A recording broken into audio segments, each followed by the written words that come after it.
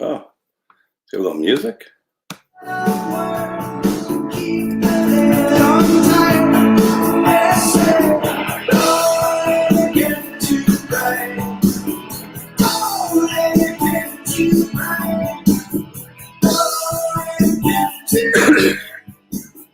All right, here we go. 4:10 p.m.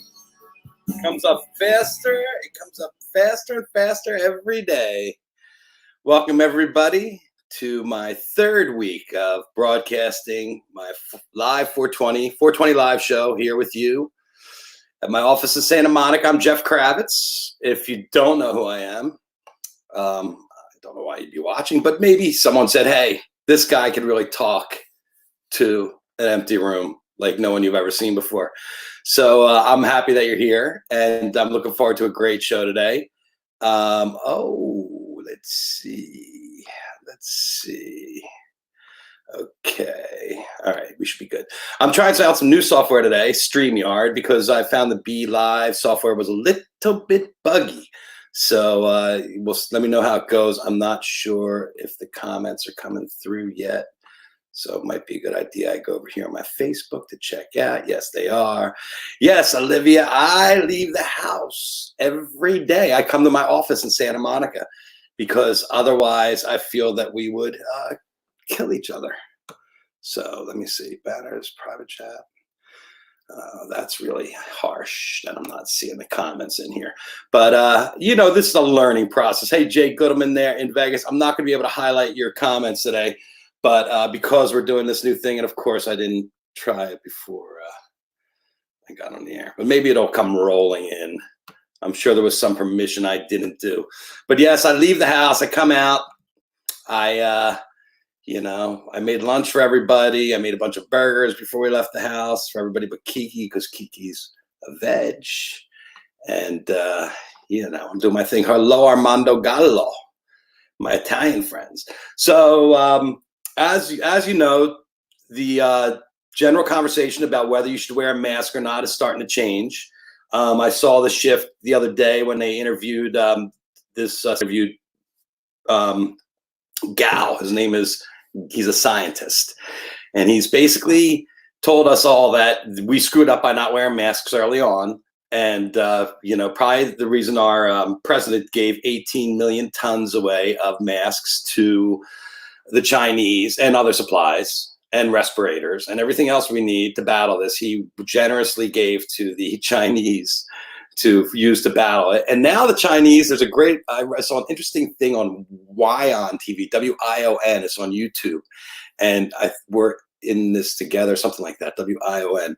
And they basically were saying that the Chinese were the first to bring this on, and now they're the ones first going back to work. So they're going to profit on what's happening. And there was a book that came out that she talked about how China is basically, this was their way of world domination because they knew they couldn't beat us militarily.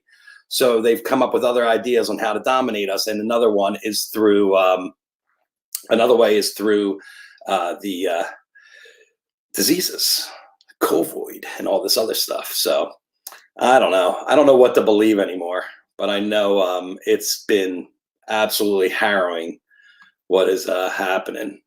So hold on, let me see. I have a very special guest today, and it's a good friend of mine that I've known for a couple decades now, moving out here in Los Angeles. You meet a lot of different people. You meet people that have been in some of your favorite movies, Oscar nominated and stuff like that. And my guest was 8 years old when he was nominated for an Oscar. And he is still the youngest actor to ever be nominated for an Oscar. And his name is Justin Henry. His role was in Kramer versus Kramer. I'm so sure many of you have seen him over the years. We became friendly when I first moved out. And it's always a novelty when you meet somebody and you're like, oh, they're famous. But then when you get into what is real and who the person is, you find your common ground. And the one thing Justin and I share is a love for music. And we see each other at every great show that happens in Los Angeles and everywhere else. He's been to my house. We're friends for decades. And I'm going to bring him in now. Please say hi to my guest, Justin Henry. Here, let me see. Let me see if this works. There he is. All right.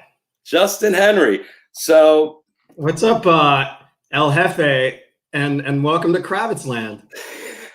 Yeah, it's a very rarefied air you're breathing today. I know, man, it's awesome. Well, I appreciate the intro, and the love is right back to you, man. I love your vibe, and you are indeed a very good friend, and the LA music scene is better for you. So, thanks, man.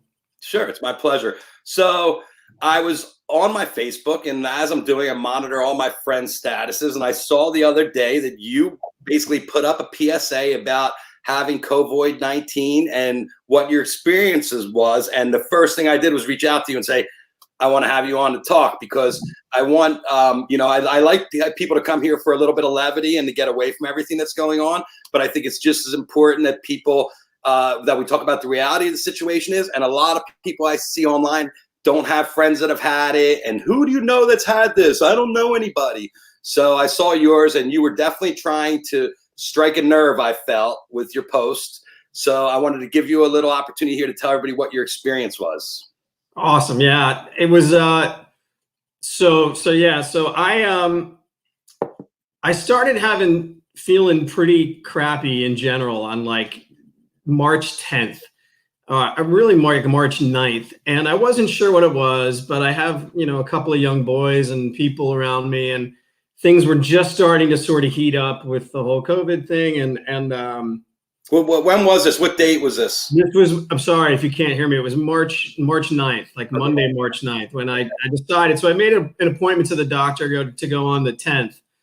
And I went to see a UCLA doctor out here in Calabasas. And they told me that I didn't qualify for a test because I had really bad body aches. I had a really, really bad headache.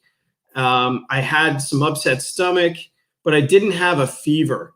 And that was sort of the litmus test for whether or not you got a test, was if you had a fever. And so she said that, most likely I had some sort of, chest respiratory illness. And she gave me some antibiotics and sent me on my way. And so I thought I was clear. I really thought I was clear, and I was kind of adamant about it because I was like, look, it's not COVID. They won't, obviously I don't have it. If they don't feel like I should get tested, then I'm free and clear. No fever, no disease. And turns out that was flatly wrong. There's a huge amount of misinformation out there, and the symptoms are interesting. At least for me, they ebbed and flowed a lot. They were bad, and then they got better. A big thing that happened with me was that my kidneys really started to hurt, and my body aches were absolutely incredible. I've never had anything. My toes hurt. It was really, really bad. And I was down and out for a good 4 days, but I just thought it was like a normal sickness. I did not think it was COVID. And so then I got better. I felt like I got better. And unfortunately, what I did was I started doing things, on that weekend when all the beaches got crazy. I think that was the weekend of like the 17th or 18th. I went to the beach and went for a hike and, felt better. But then on Sunday, a week ago Sunday, I developed a pretty high fever very quickly. And I was like, all right, something's really not right. I've run my course of antibiotics. I'm still pretty sick, and it's a weird sick. It's like not like a full sick, but it's a deep sick. I don't quite know how to put that. So it's not like anything you've ever experienced before. They compared to flu and stuff like that. No, it was not like the flu. It was like a flu that kind of sucker punched you. It was like, I don't quite know how to put it. And so, but then the fever came, and so I was like, all right, you know what? I want to get tested. I really want to talk to the doctor again. So I called up the doctors, and on Monday, which was a week ago today. And I made an appointment to see the doctor, and that was for Wednesday. Would have been last Wednesday. They called me. The doctor called me and was like, "We don't want you to come in." They're like, "Stay away." But you went there the first time to get checked, right? Yeah. But now they're like, "No, we don't want you in here." They're like, we're going to do a phone conference with you because you could actually be fucking sick. So they called me. I was like, all right, then let's do it on a Tuesday. And it was amazing. I set up the appointment on Monday, and by Tuesday, I felt fine. I was fine. I had no symptoms at all. My fever was gone. I woke up. I was like, yes, I feel really good. I talked to the doctor, and she's like, I was like, look, you know what? I feel better now, but I was really sick just yesterday, and I want to test. I really want you guys to test me." And she took some pity on me. She's like, "All right, I'm going to call the UCLA infectious disease specialist again and make your case to get you tested." She called me back 2 hours later and said, "No, there's not enough tests for you to get tested again." After everything that I'd been through, been there twice, gave them the whole kit and caboodle, they said no. And I said, "Well, what about Trump? Said everybody can get tested." He's like, "Yeah, we're not really sure what he's talking about." It was really funny. She was like, "Don't listen to him." Don't listen to him. Yeah, but I mean, do I listen to her? Because she gave me some bad advice too. Well, I don't. Does anybody know what they're talking about? I think that's the ultimate problem. Well, it gets worse, right? So okay, so I finally she finally has some pity on me, and she's like, "Look, here's a website you can go to find another place to get tested." So I went on that website and I called this one place, and this one place I kind of went through my symptoms, and they're like, "Well, we're not really sure." And I was like, "God, you know what? I'm gonna call somebody else." I couldn't take it anymore. And I called this emergency walk-in clinic, and they said, "Yeah, it sounds like you've had a pretty rough run. Come in and we'll test you." So I get in my car, I debate about it. I debate about it actually with Deb, my girlfriend, about whether or not I should really do this, because I don't want to jam up the system. Maybe I really don't need to be tested and could be taking a test from somebody else. But ultimately decided the right thing to do is to get tested. So I go and do that. And sure enough, it comes back. I did it on Tuesday, the 24th, and I got the results Friday, and it's positive. And so now comes, what do I do with that information? So up to this point, I had thought that I was not positive. So going back, I realized that I was positive basically probably since the beginning of March. And that's just really dangerous and irresponsible. And thank goodness we were quarantining properly. And I was doing very good quarantining, I have to say. Probably could have done better, but I was doing pretty good.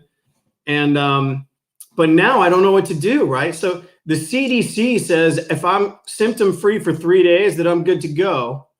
But then the doctors now say 14 days. And so I'm in this limbo phase where I feel fine and have felt fine for almost a week now, but I'm still self-quarantining for 14 days, and I'm going to stick with it because it's the right thing to do. But fundamentally, I think what I want people to take from this is that it doesn't feel like you're getting kicked in the, it doesn't feel like a terrible disease. It just felt like an amorphous blob of awful, and it kind of came and went. So, just it came and went, and then came back, right? It came and went. It came, it went, it came again, it went, and then it came again, and then it was gone.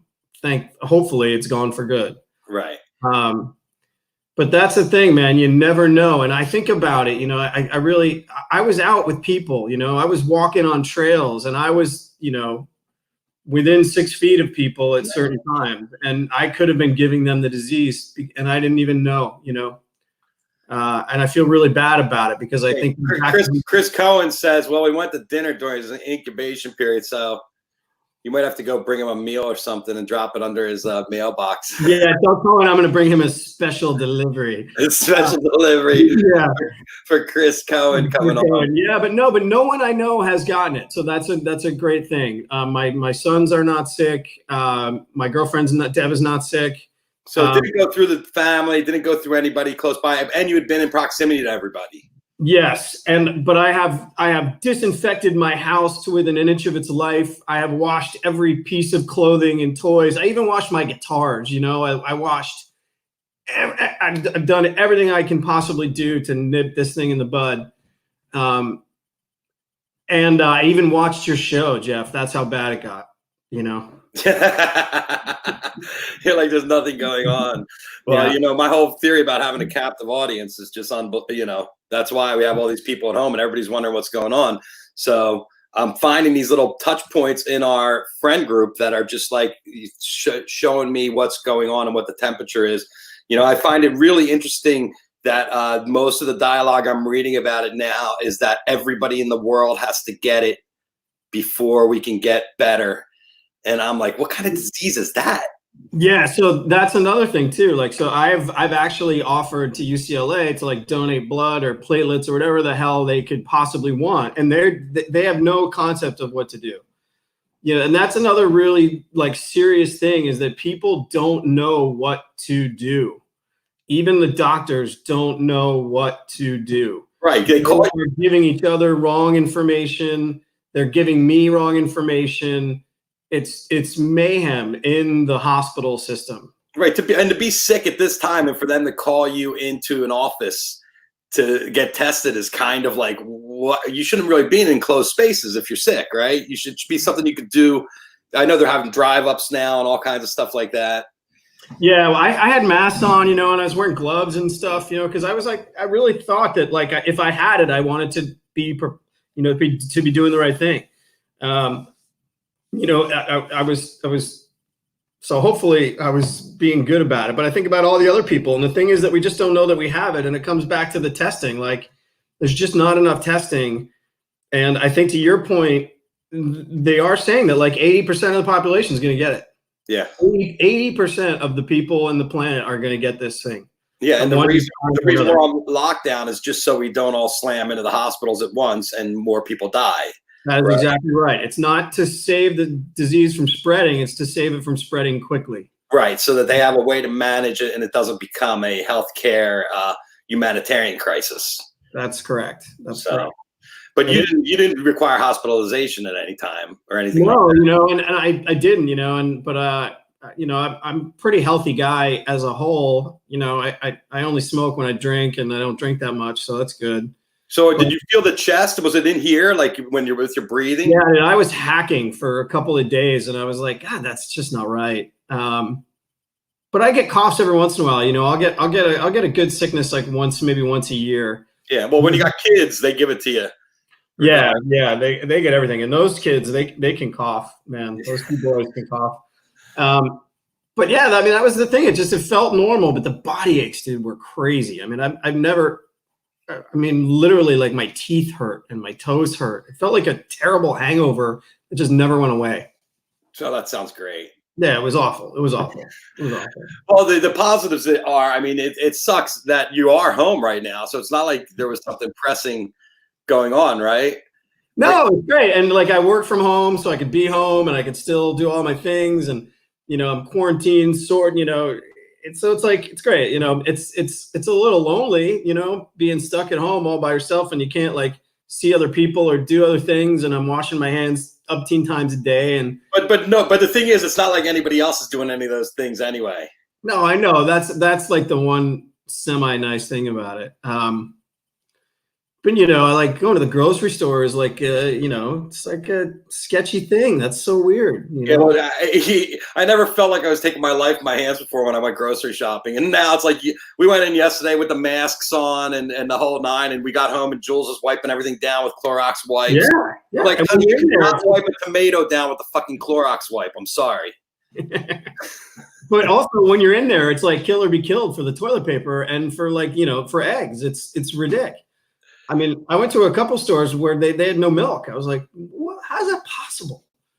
Stores don't have milk. Like, that's crazy. Yeah. Well, we went yesterday and there were no eggs. And I said to the guy, when are you getting eggs? This is Sunday. He's like, Tuesday. And I'm like, I was so shocked. I'm like, I've never been more shocked by an answer. Like, when can I get eggs? Tuesday? I'm like, fuck that. I'm going to go buy some chickens. We're going to have a little hen house in the back of the Kravitz. There you go. But just don't slaughter them and eat them because then you might get SARS. Oh, yeah, all the Asians. Sorry, the only people that are going to leave are the veggies and the vegans. They're all going to be alive, and all us meat eaters are going to be dead. We're going to eat viruses. That's fever humor right there in all its glory. But on the flip side, I've been drinking a lot, so that's good. Have you been using cannabis to medicate? My friend Stu Zakin wants to know. No, I haven't been, and that was part of the thing with the cough and the chest stuff. I didn't want to pollute the lungs. Yeah, I can't imagine that would be the way to go. Smoking it, at least, maybe some edibles. But when you're sick, you don't really want to be high. Yeah, I also made because I was misdiagnosed, I actually took the wrong medicine. So I started taking naproxen for my body aches, which turns out to be the exact worst thing to take. Right. It actually sort of goes, it sort of forces your kidneys to work overtime when you have the disease. And I started taking it, you know, I took a pretty heavy dose because I wanted it to work. And it turns out it's like doing the exact opposite. So that's another like misdiagnosis. I did hear like people are talking about like don't take Theraflu and don't take Tylenol instead of ibuprofen, but I think there's so much information out there. It's hard to tell what's real because you see stuff on Twitter and you're like, oh, that's real, and no, it's not real. Well, I can safely say that naproxen and Advil are sort of cousins in the realm. Acetaminophen, which is Tylenol, is different, but don't take Advil or naproxen. That was not right. a good thing to do. Yeah, it made my body much worse, actually. Yeah. It's crazy, man. I never thought that, you know, and they could keep us at home for so long. And I saw some footage of Costa Rica today of them shooting at a surfer.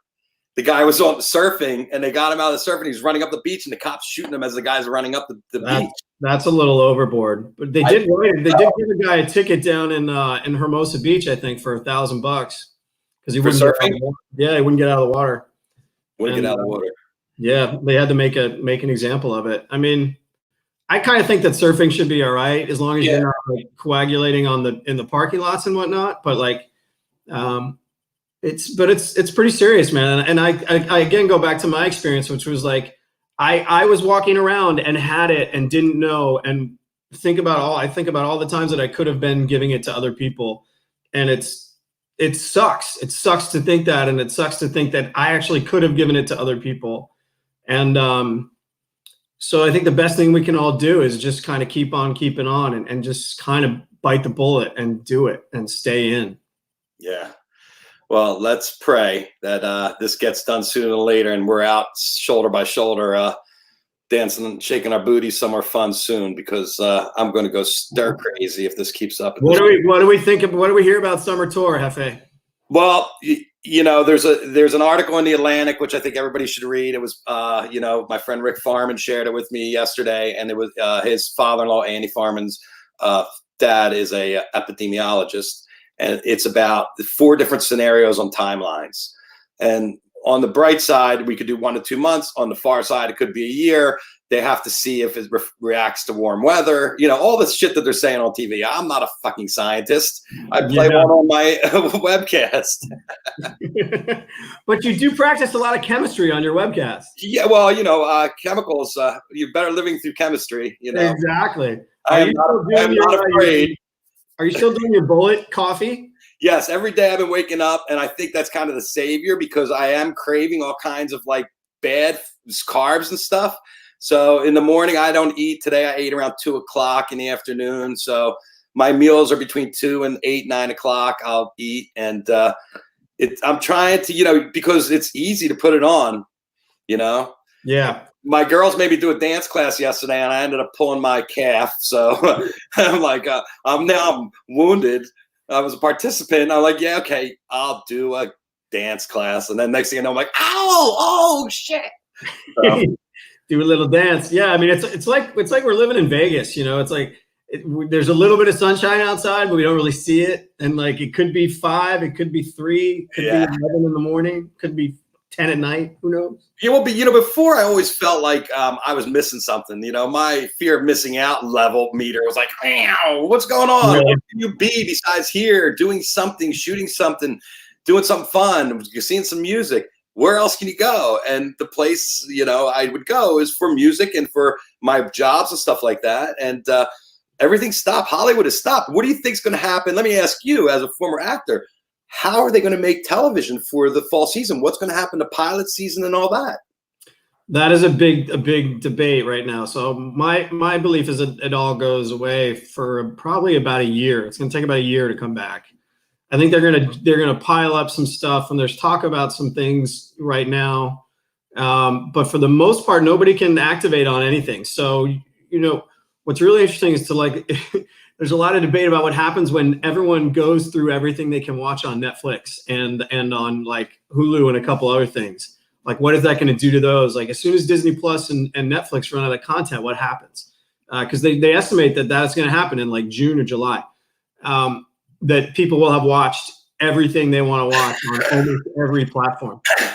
You know, it's pretty insane. But yeah, I mean, we're shut down. I mean, everything is shut down. The voiceover industry shut down. The commercials are shut down. TV. I guess the only thing you can really do at home is animate, or do the stuff that they've been doing with they bring back dead actors and they create them into computer stuff. Where they use Marilyn Monroe and Humphrey Bogart. Keep with the ones that are still alive. No, what I'm talking about is being able to put them in some kind of scenario that could be watchable, because otherwise you cannot get the people together to make the content. The news guys can all stay at home and be in front of their fireplace and do the news, but for actors and actresses, and it's going to take a while for the industry, I think, to get back on. I mean, everything that was shooting stopped. There's got to be some series out there that we've never seen that have been sitting on shelves for years that we're going to start seeing. Maybe like old bad pilots and stuff. But there's a lot of stuff out there. There's some good old series. Go watch Buffy the Vampire Slayer. Go back and watch The Sopranos. Like if you're really bored, like watch the best stuff that ever was. Well, I'm really appreciating, every better yet, Jeffrey, watch some of my old movies, like My Dinner with Jimmy, that's on Amazon right now. Or you could go watch 16 Candles, or you could go watch Kramer vs. Kramer, or you could go watch The Junior Defenders. And if anyone in TV land out here has ever seen The Junior Defenders, I want to know what you thought, because that's a fun movie. I'm going to check it. Well, I'm going to keep an eye on my comments here. I'm really depressed I don't have my comments to fire off of. It's really been a great part of the show, but dialing in this technology is something else. Everybody's making their own content at home now. The whole music industry, every day I talk about this. Have you been watching some concerts on your couch? I've been watching tons of stuff, man. Yeah, I've been into all of it. And let's give a big shout out to Slowhand today. It's 75. Oh, Clapton. Go find some Clapton out there, folks, and spend some good quality time with Mr. Slowhand. But yeah, dude, I've been watching tons of old Fish shows. There's a really good Twitch stream. Lazy Lightning has a good Twitch stream. It's running a ton of stuff. The Relics channel has been amazing to watch stuff on. Nugs and Brad and the Nugs guys have been doing an amazing job of keeping us, going.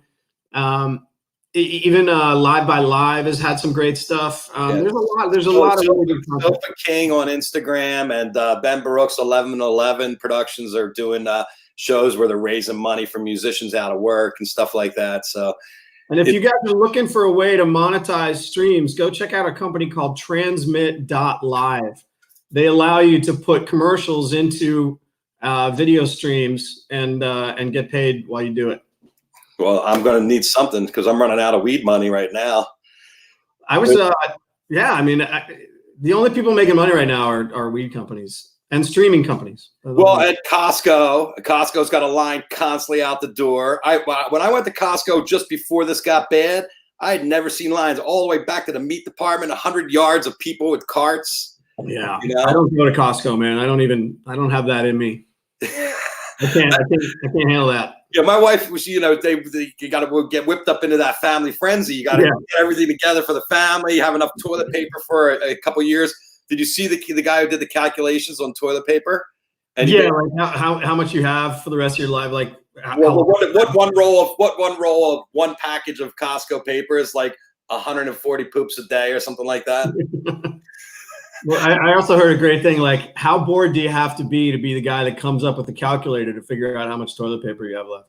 Oh, listen, hey, let me tell you, I've been sitting there trying to find anything. Like, oh, wait, my minutiae, like my attention to detail right now is probably second to none. I'm like going in there. I feel like I'm Passover and with the feather wiping all the breadcrumbs up. I'm just like, yeah, two squares, Jeff, only 2 squares. 2 squares per pull. 2 squares. And 2 squares is tight. Well, we got the bidet. I don't know if you're elevated. Oh my gosh, you got a bidet, dude. I got a heated seat bidet I've had for decades. And it's a little scrub brush in there? What to clean it? Oh no. We used to have a house cleaner and that was the first thing to go. So now it's like my wife's like, okay, today's cleanup day, and we're all like, bye. Well, one thing to note for the cleanup is that when you do clean up your surfaces, you have to leave the stuff on the surfaces for like 30 seconds to a minute, just so that you know that. Oh, so it foams up and stuff? Yeah, you have to leave it on. Like, you have to leave it there. Otherwise, it doesn't really get it.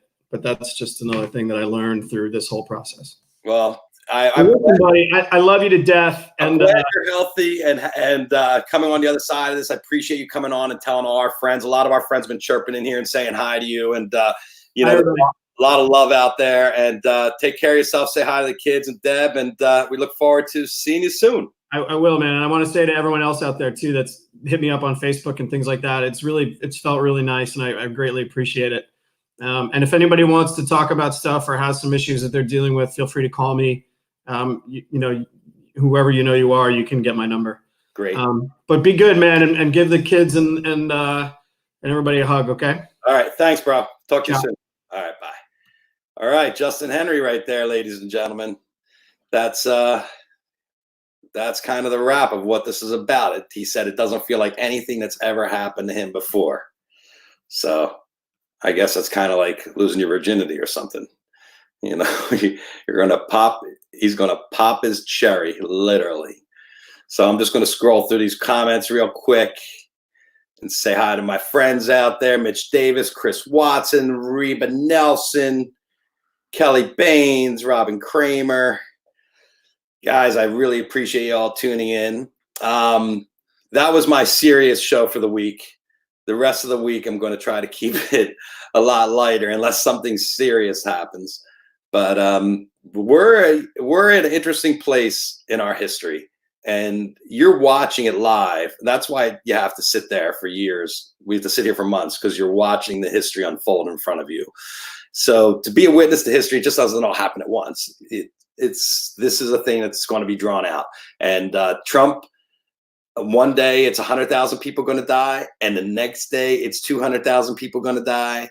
And tomorrow it's going to be 300. Every day, they have no idea. I've never seen people more lost in my life. They have no idea whatsoever of what's going on. And like Justin says, when you're talking to them, they're not going to give you the answers that are correct. So you're going to assume that if you're in the medical, any kind of situation, that you're not going to get the full story because people just don't understand what's going on and what's happening. So let me see what some of you chirped in here. I was talking about doing the dance class and pulling my calf out earlier in the show, and my friend Karen DeMeo wants to see me in the dance class. Well, maybe we'll stream me in the dance class.